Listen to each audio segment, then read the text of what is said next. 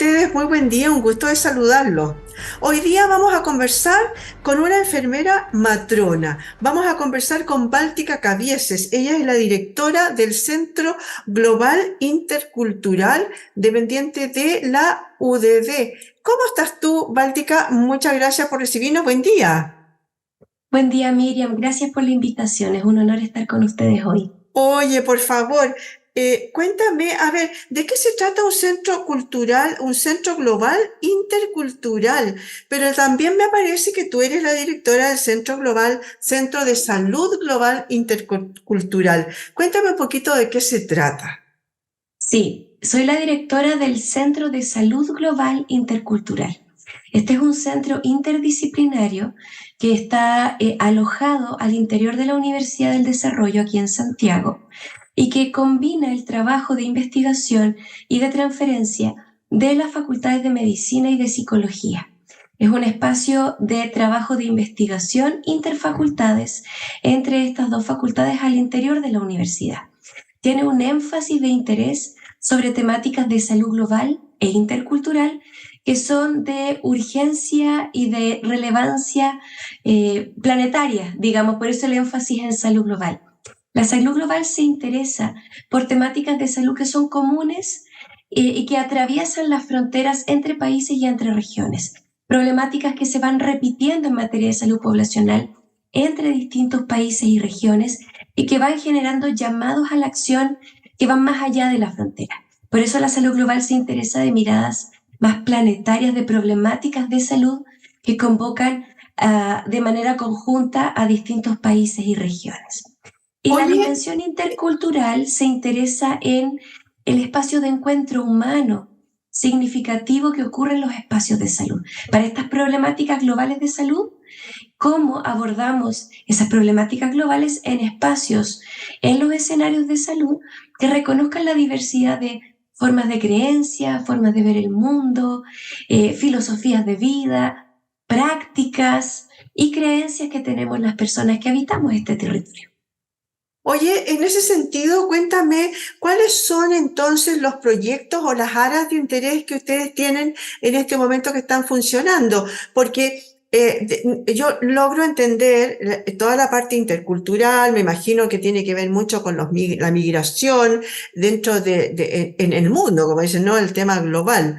Pero hay algunas cosas que son específicas de acá, propias de Chile, de Sudamérica, y que sean los temas de interés, los centros de interés que tienen ustedes en estos proyectos o áreas de estudio.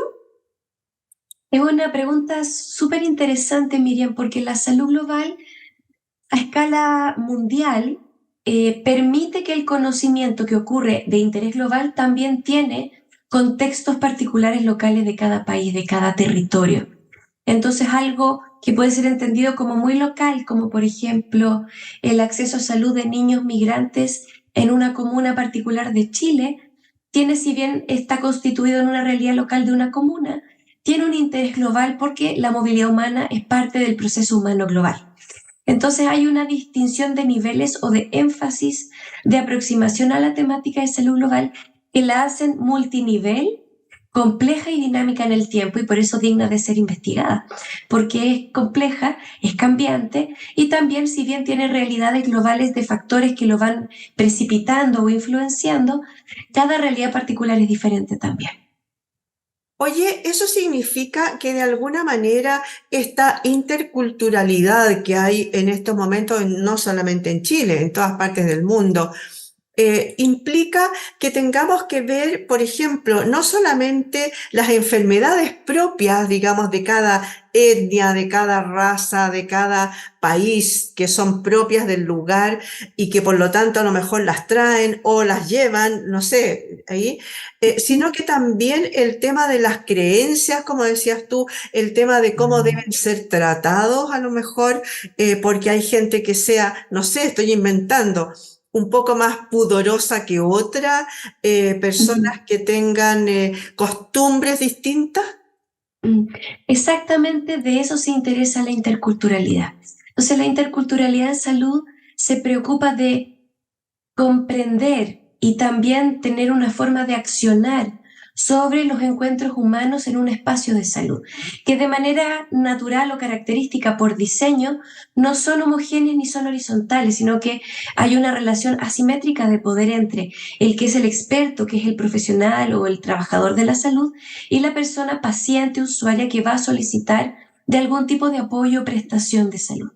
Por cómo están diseñados los sistemas de manera histórica en todo el mundo, los sistemas de salud tienen una forma de mirar y de tratar propia, es una propia cultura de los sistemas de salud, que no siempre se entiende de manera saludable o comprensiva con la diversidad de comunidades, personas y formas de vida que existen, incluyendo sistemas de creencia muy diversos que uno lo puede ver o pensar muy fácilmente con pequeños grupos de pueblos originarios o pueblos indígenas que pueden tener formas de prácticas tribales más antiguas, ¿no? Y uno dice, ahí el choque cultural dentro del sistema de salud en la atención puede ser más evidente. Pero fíjate, Miriam, que también ocurre con personas que son de distinta edad generacional, que se entienden con lógicas de mundo de distintas épocas, de distintas cohortes de la vida, o también personas en diversidades sexogenéricas, o personas que tienen prácticas tradicionales de consumo, por ejemplo, de hierba, o incluso cosas de campo antiguas de los que nacimos en Chile, que también son aprendidas culturalmente, pero que el sistema de salud no siempre incorpora o reconoce como prácticas de salud. Entonces la interculturalidad busca mirar eso de manera fina para poder ayudar a crear espacios de encuentro significativo humano dentro de los espacios de salud. Oye, y ahí, siguiendo la lógica de lo que tú me acabas de decir, ¿cómo ustedes hacen el estudio, pero la gracia es que esto se incorpore en el día a día? Me refiero, por ejemplo, en el CEFAM, en los consultorios, en los hospitales, etcétera. En ese sentido, ¿cómo hacen ustedes esa llegada a los centros de salud en general? eh, para que puedan ser aplicados. Sí, llevamos mucho tiempo buscando transferir el conocimiento que desarrollamos. Tenemos 4 líneas de investigación principales que están orientadas al tema de salud de personas migrantes y refugiadas, diversidad de género e interseccionalidad con salud sexual y reproductiva, infancias, bienestar en niños, niñas y adolescentes en Chile con todas sus diversidades e interculturalidad en salud, que incluye también algunos temas de interés en salud mental, racismo, discriminación, entre otros. Con todo eso, lo que hacemos es tratar de tener una mirada circular en la que el conocimiento que levantamos de la realidad, de los mismos CEFAM, hospitales, clínicas y comunidades también, porque la salud es un proceso social que ocurre en el barrio, en la calle, en mi casa, con mi familia, en mi trabajo, incluso en el transporte público nos jugamos la salud, ¿verdad? Basta pensar en pandemia y todas las limitaciones de movimiento para no contagiarnos, como un ejemplo sencillo de eso. Entonces recogemos de la realidad la situación diagnóstica de dónde están las brechas, quiénes se están quedando atrás, cuáles son las barreras, qué desafíos hay para estos encuentros humanos significativos en salud. Y luego lo que hacemos es crear productos de transferencia, por ejemplo, de alto nivel para el Ministerio de Salud u otros ministerios, recomendaciones para políticas públicas o policy briefs, que son un poco lo mismo. También para el espacio de los equipos de salud creamos cursos, diplomados, capacitaciones, talleres, seminarios, donde vamos transfiriendo este conocimiento a través de un diálogo, de compartir saberes. Y nosotros traemos lo que aprendimos del estudio y esos equipos de salud nos cuentan qué les parece sobre lo que a ellos les pasa de manera cotidiana. Y vamos construyendo un compartir de saber, un diálogo de saberes que va generando sensibilización en estos temas, conocimiento actualizado y luego transformación de práctica. Para la transformación de práctica en los espacios de salud, en los centros de salud, lo que ustedes quieran, lo que hacemos es tener intervenciones que sean multimodales. Primero hay que crear normativas que empujen a los equipos de salud a atender este tema. Normativas que inviten a la capacitación, que los obligue a tener reuniones de trabajo para conversar sobre esto, entre otras cosas. Lo segundo son las capacitaciones mismas y la transformación que eso permite de mejoras de guías clínicas, protocolos, los insumos que se usan para la atención directa. Y lo último, que es muy bonito y que es de mayor aliento, es encontrar formas de darle sustentabilidad en el tiempo a estas transformaciones culturales. Por ejemplo, uno de los énfasis que nos gusta mucho es no solo pensar en la interculturalidad de la persona que yo atiendo, esa persona que está fuera del sistema que llega, sino que pensar en la interculturalidad dentro de los propios equipos. Por ejemplo, personas migrantes que trabajan como parte de los equipos de salud. Por ejemplo, pensar que cada uno de nosotros somos segunda o tercera generación de migrantes europeos que se combinaron en mestizaje con personas de este territorio, 200 años atrás, 500 años atrás. Entonces empezar a reconocer el sincretismo cultural, este mestizaje que todos traemos, y en la constitución de los equipos de salud como equipos de salud interculturales. Entonces yo dejo de ver la interculturalidad fuera de mí y la empiezo a comprender dentro de mí. Y ahí la transformación cultural para los equipos de salud es muy profunda. Oye, y creo también, me imagino que también debe ser muy profunda, de repente hay diferencias fundamentales. Por ejemplo, tú decías delante el tema de las hierbas o de algunos procedimientos, ¿no? En algunos casos, en algunas comunidades específicas. ¿Cómo conversa eso con la ciencia hoy? Porque al final del día, ¿quién gana? No sé si la palabra es ganar, pero ¿quién se impone a otra? Por ejemplo, hay comunidades que no les gusta y que están en contra de las autopsias.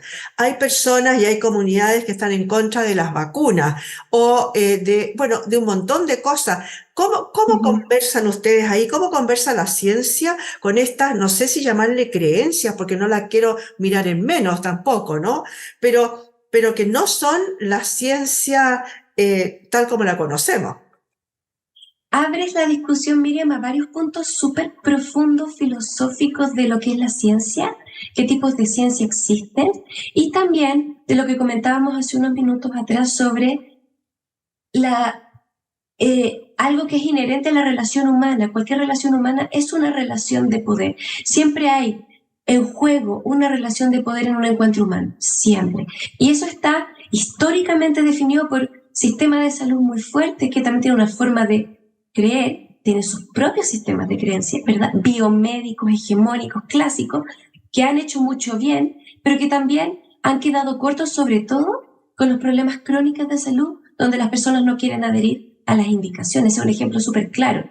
Para enfermedades infecciosas agudas de corto tiempo, la mirada hegemónica de seguir una receta de indicación médica ha funcionado bastante bien y nos ha ayudado a eliminar grandes epidemias. Para las temáticas de enfermedades crónicas, donde la persona tiene que seguir indicaciones y transformar su estilo de vida profundamente, ahí la cosa se pone un poquito más difícil, porque la persona desde su sistema de creencias puede estar de acuerdo con algunas indicaciones, pero no con otras.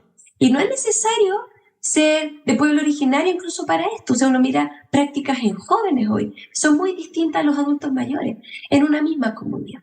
Entonces, entrar en esto es entrar a volver a pensar en qué tipo de relaciones queremos establecer dentro del sistema de salud cuando brindamos atención. Cómo están históricamente, estructuralmente diseñadas y si eso nos hace bien o no. Y también reconocer que el cuerpo de conocimiento del sistema biomédico es un cuerpo de conocimiento, pero que también hay otros. Ejemplos muy bonitos sobre esto a partir de otros estudios que hacemos.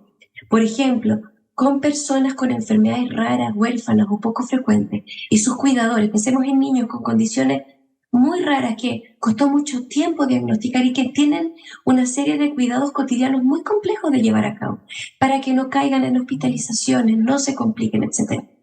En esos casos, esas mismas personas tienen un cuerpo de conocimiento, esos cuidadores, que no viene de la cultura biomédica del ensayo clínico, del estudio clásico, viene de vivir con la condición y de cuidar. Entonces hay sistemas de ciencia que son diferentes y que están siempre interactuando.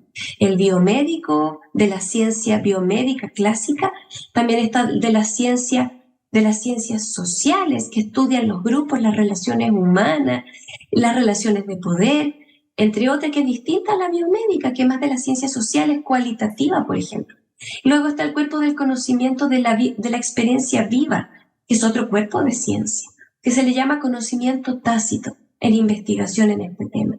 Y otros cuerpos de conocimiento que en realidad no buscan competir con el sistema de salud o el sistema biomédico clásico, sino que más bien siempre han estado y que tenemos que empezar a mirar para establecer relaciones de conversación que permita el reconocimiento mutuo y desde ahí la construcción de la realidad de manera más armónica y menos tensa, porque esa tensión nos aleja, nos estresa y nos enferma. Oye, cuéntame, a ver, en eso yo te escucho muy entretenido, se siente muy bonito, pero ¿cómo se lleva a la práctica? Porque en realidad yo no sé si en el hospital X, no voy a nombrar ninguno, pero en el hospital X, donde llegan chorrocientas personas, donde hay muchas urgencias y donde el objetivo es tratar de estabilizar a esa persona y de mejorar a esa persona, pasan por encima muchas veces de la creencia de esa persona o dicen, no, yo me voy porque no me va a poner usted, no sé, X cosa o no me van a operar, yo con hierbitas me sano. ¿Cómo se lleva a la práctica? Dígame, esa parte quiero saber. Es muy parecido a lo que ya comenté respecto de transformaciones de normativas al interior de los centros, sensibilización, capacitación y reconocimiento de que esto no es algo que le pasa al sistema de salud, sino que es algo que tiene que ver con cómo la realidad está construida y que estos cuerpos de conocimiento existen desde siempre, sea el biomédico, el de la ciencia clásica cuantitativa, como el de la cualitativa, como la mixta. Y cualquier tipo de transformación cultural profunda es un salto de paradigma. Y los saltos de paradigma demoran siglos. Entonces, en lo que estamos pensando más bien no es en traer una receta que sirva para cualquier cosa, sino que es aprender a mirar desde este lugar, para aprender a cuestionar la realidad desde este espacio de asimetría de poder, de múltiples espacios de construcción del conocimiento que son diferentes, pero que existen igual. Y desde ahí, crear espacios básicamente en lo sencillo, para cada contexto o audiencia particular, de diálogo y de escucha, donde podamos abrir nuestra mirada de lo que hemos estudiado. Yo soy profesional de la salud, tengo pregrado, magíster, doctorado y postdoctorado, y me he dedicado 15 años a estudiar el modelo biomédico de ciencia. Me dedico a eso, pero hay un espacio de sensibilización en el que me abro a entender que esta es mi verdad, pero puede no ser la de otro. Y que ese otro, cuando yo le pregunto cuándo se siente mejor o cómo se quiere mejorar, su respuesta puede ser diferente a la mía. Y que eso es parte de la realidad. Entonces, tenemos ciertas estrategias de transferencia de conocimiento a través de recomendaciones de buena práctica, guías, mejoras a las guías clínicas que ya existen, generación de normativas internas, capacitación y sensibilización y transformación del ambiente laboral a largo plazo, que toma mucho más tiempo, pero en un entendido que somos todavía pocos que estamos buscando este cambio de paradigma a escala global. Fíjate que, por ejemplo, en temas como enfermedades genéticas, hay personas genetistas que son de un enfoque biomédico bien clásico, ¿no? De mirar el genoma, ver qué de lesión de alguna parte de base nucleótida del genoma está faltando para esta condición de salud. Súper biomédico, súper material respecto de la forma materialista, racional de entender la enfermedad. También se están dando cuenta de que desde esa lógica sus pacientes, sus cuidadores no adhieren a todas sus indicaciones. Y no es necesariamente que no crean que ese espacio de verdad no es válido, sino que tienen otros argumentos. Entonces no es que estén queriendo resistir, es que tienen formas de tomar decisiones al fuero personal que consideran otros elementos que tenemos que empezar a mirar y a reconocer en los espacios de salud. Es un desafío, pero sin es una embargo, mirada.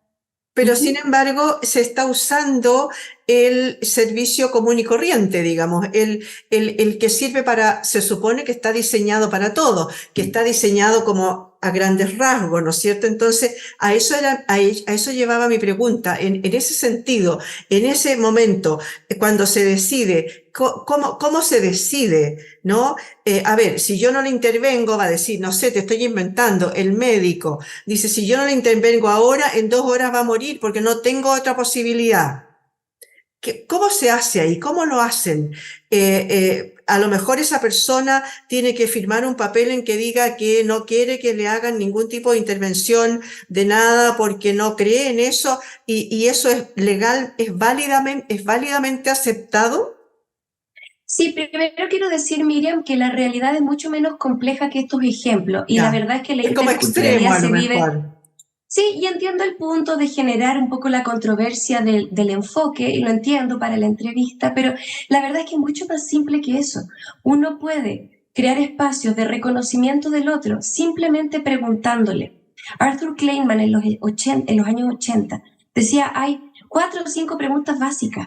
¿Por qué cree usted que se enfermó? Escucha. Ya. ¿Qué cree usted que afectó que usted, qué lo hizo consultar si usted ya lo estaba manejando? Escucha.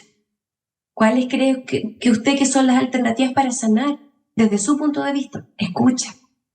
Y entonces lo que tenemos que hacer más bien no es únicamente irnos a estas situaciones súper específicas que son de corte legal, efectivamente, como tú dices, sino que en ambientes, incluido este y otros mucho más simples y más leves, es simplemente abrir el espacio a preguntar cómo ve el mundo el otro, que no quita tanto tiempo, que no es tan complicado, pero que implica una disposición del trabajador de salud a escuchar a quien tiene enfrente. Oye, ¿y ¿Ya? tú crees Ahora, eso compite, que en este si me momento, hoy día, no hay esa disposición del personal de salud? ¿No es existe eso? variable, es Ya. súper variable. Y en los estudios que hemos hecho, en general, el Ujú, tema del trato, no ujú. solamente a grupos específicos como Sí, claro. migrantes o No, en diversidades, cualquiera. sino que población general, es súper complejo. De hecho, hace poquito salió un estudio donde se comparó la percepción de trato vía digital de ChatGPT con médicos reales. Y la apreciación ganó ChatGPT en el trato a los médicos. Claro. Entonces, esto es real. ¿Y por qué es real? Porque es histórico y es estructural en cómo pensamos que un sistema de salud tiene que tratar o que tiene que enfrentar a quien tiene enfrente. ¿Y por qué? Porque hay una asimetría de poder, donde el sistema de salud asume que su verdad es la verdad. Claro. Y la mirada que nosotros proponemos es que es una verdad de entre otras verdades que tienen que dialogar.